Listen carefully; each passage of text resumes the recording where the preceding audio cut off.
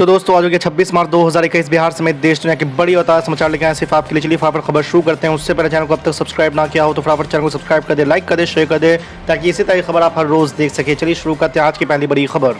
5 राज्य में होने वाले विधानसभा चुनाव के लिए चुनाव प्रचार जोरों पर है। आपको बता दें कि पश्चिम बंगाल और असम में कल शाम 5 बजे पहले चरण के लिए चुनाव प्रचार थम गए थे।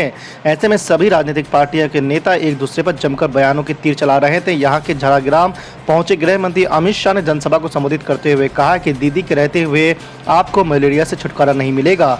डेंगू और मलेरिया से उनकी दोस्ती है। हमारे लिए वोट करें, हम 2 साल में बीमारियों को मिटा देंगे। एक तरफ पीएम मोदी आदिवासी कल्याण के लिए काम कर रहे हैं, जबकि दीदी अपने भतीजे के लिए काम कर रही है। आप किसे चाहते हैं, ऐसा अमित शाह ने कहा। आपको बता दें कि अमित शाह ने कहा है कि झाड़ग्राम हरे भरे जंगल और लाल मिट्टी की भूमि है। आदिवासी भाइयों ने वर्षों से इस भूमि की संस्कृति संजोकर रखा है।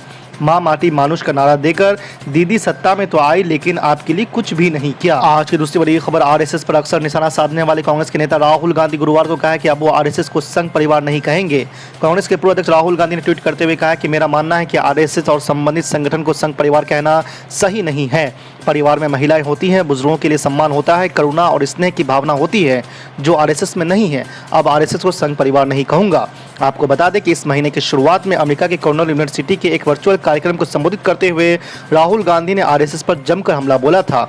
आपको बता दें कि भारत के पूर्व मुख्य आर्थिक सलाहकार कौशिक बसु के साथ हुए एक संवाद के दौरान राहुल गांधी ने आरोप लगाया था कि आरएसएस अपने द्वारा चलाए जा रहे स्कूलों का इस्तेमाल विश्व के बारे में एक विशेष विचार को आगे बढ़ाती है, जैसे पाकिस्तान में कट्टरपंथी इस्लामी मदरसा करते हैं। इससे पहले जनवरी के महीने में तमिलनाडु में एक चुनावी जनसभा को संबोधित करते हुए राहुल गांधी ने कहा था कि भाजपा का पैतृक संगठन तमिलनाडु का भविष्य तय नहीं कर सकता और इसका फैसला राज्य की जनता और इसके युवा करेंगे। इससे पहले भी कई मौके पर राहुल गांधी ने आरएसएस को निशाना बनाते रहे हैं और केंद्र सरकार पर हमला बोलते रहे हैं। आज की तीसरी बड़ी खबर, दिल्ली के उपराज्यपाल की शक्तियां बढ़ाने वाला बिल राज्यसभा से भी पास होने के बाद उप मुख्यमंत्री मनीष सिसोदिया ने कल केंद्र की भाजपा सरकार पर जमकर हमला बोला है। सिसोदिया ने कहा कि दिल्ली को लेकर केंद्र सरकार ने कल जो बिल पास किया है वो ये दिखाता है कि मोदी सरकार अरविंद केजरीवाल और उनके काम को लेकर किस तरह से असुरक्षित महसूस कर रही है। सिसोदिया ने कहा है कि आज पूरे देश में चर्चा है कि मोदी का विकल्प कौन है, क्योंकि मोदी जी फेल हो गए हैं। अब बात होने लगी है कि मोदी जी के मुकाबले अरविंद केजरीवाल बेहतर नेता हो सकते हैं, क्योंकि ये नेता काम करके दिखाता है। उन्होंने कहा कि प्रधानमंत्री का पद पिता के सम्मान होता है, लेकिन मोदी जी नकारात्मक राजनीति कर रहे हैं। मोदी जी लकीर को मिटाया नहीं जाता, लकीर को छोटा करने के लिए उसके सामने बड़ी लकीर खींची जाती है। आप लकीर को मिटाने की कोशिश कर रहे हैं, ये आपको शोभा नहीं देता है। मैं सलाम करता हूं उन तमाम हमारी माँ और बहनों को जिन्होंने यहाँ पर लेडीज का, खवातीन का प्रोटेस्ट CAA NPR और NRC के खिलाफ प्रोटेस्ट किया। ये बहुत बड़ा काम आपने किया, बल्कि आपके इस प्रोटेस्ट से तमिलनाडु में ADMK की हुकूमत को आपने हिला के रख दिया, दिल्ली में मोदी की नींद को आपने खराब करके रख दिया। ये बहुत बड़ा काम आपने किया। इसी सिलसिले में मैं हमारी माँ और बहनों को, हमारे दोस्तों को ये बात बताना ज़रूरी समझता हूँ कि जब लोकसभा पार्लियामेंट में CAA का कानून नरेंद्र मोदी की हुकूमत ने लाया था, तो आप तमाम ने देखा कि मजलिस इत्तेहादुल मुस्लिमीन की जानिब से हमने CAA कानून के खिलाफ प्रोटेस्ट किया, उसके खिलाफ वोट दिया और पार्लियामेंट के जरिए पूरे कंट्री को, पूरे मुल्क में हमने बता दिया कि CAA का कानून मजहब की बुनियाद पर बनाया जा रहा है। ये हमारे मुल्क के कॉन्स्टिट्यूशन के खिलाफ है, ये अनकॉन्स्टिट्यूशनल है।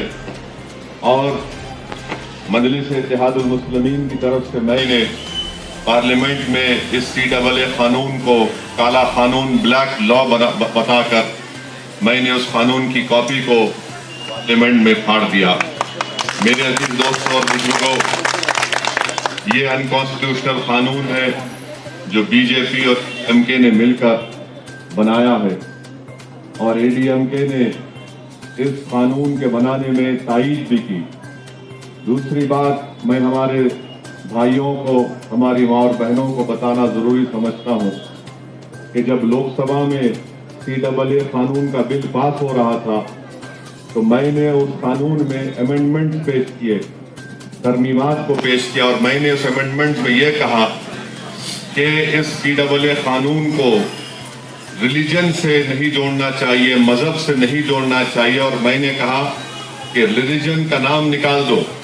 जो कोई भी भारत में आकर गरीब है, लुटा पिटा है, चाहे वो बांग्लादेश का, हमारा पाकिस्तान का, अफगानिस्तान का हिंदू या सिख भाई हो, उनको आप बराबर सिटीजनशिप दीजिए, मगर रिलीजन के बुनियाद पर मत दीजिए। आपको जानकर अफसोस होगा और हैरत भी होगी कि जब मैं अमेंडमेंट्स मूव किया तो सिर्फ 9 लोग, 9 MPs सपोर्टेड माई अमेंडमेंट। सिर्फ 9 MP सपोर्ट किए और 300 से ज्यादा उसको अपोज किए। और 9 MPs में DMK का एक MP भी मेरे अमेंडमेंट की तायद नहीं किया, एक भी MP नहीं। मैं क्या पूछ रहा था कि रिलीजन को इस PAA कानून से हटा दो आप। DMK के MP ने सपोर्ट नहीं किया, इनके अलाई पार्टनर कांग्रेस ने सपोर्ट नहीं किया।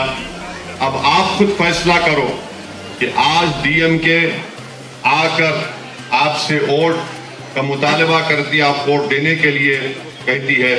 आप पूछो उनसे कि असदुद्दीन ओवैसी हमारे इलाके में आए थे यहाँ पर, उन्होंने आकर यह बात कही, आपने उनके अमेंडमेंट का क्यों साथ नहीं दिया। मैं सिर्फ एक अमेंडमेंट मूव किया। हमारे DMK और कांग्रेस पार्टी नहीं चाहती थी कि असदुद्दीन ओवैसी के अमेंडमेंट को सपोर्ट करके नरेंद्र मोदी को नाराज किया जाए, इसीलिए खाली लफ्जी तौर पर अपोज कर दिए। मैं अमेंडमेंट मूव किया था। आप अगर सच्चे थे, अगर आप में इंटेलेक्चुअल ऑनेस्टी थी, अगर आप में कमिटमेंट था, तो आप मेरे उस अमेंडमेंट को सपोर्ट करना था। DMK और कांग्रेस पार्टी ने मेरे अमेंडमेंट को अपोज साथ नहीं दिया, ना उसके साइड में वोट दिया। ये बात आपको समझना बेहद जरूरी है। रहा सवाल ADMK का, तो ADMK इंशाअल्लाह ताला इस इलेक्शन में हारेगी, इसमें कोई दो राय नहीं। क्योंकि ADMK नरेंद्र मोदी जिस किसी को हाथ लगाते, जिसको हाथ लगाते उन्हें घर में बैठ जाता हूँ। तो EPS और OPS दोनों इंशाअल्लाह ताला अपने घर में आराम से बैठ के खुशी मनाएंगे।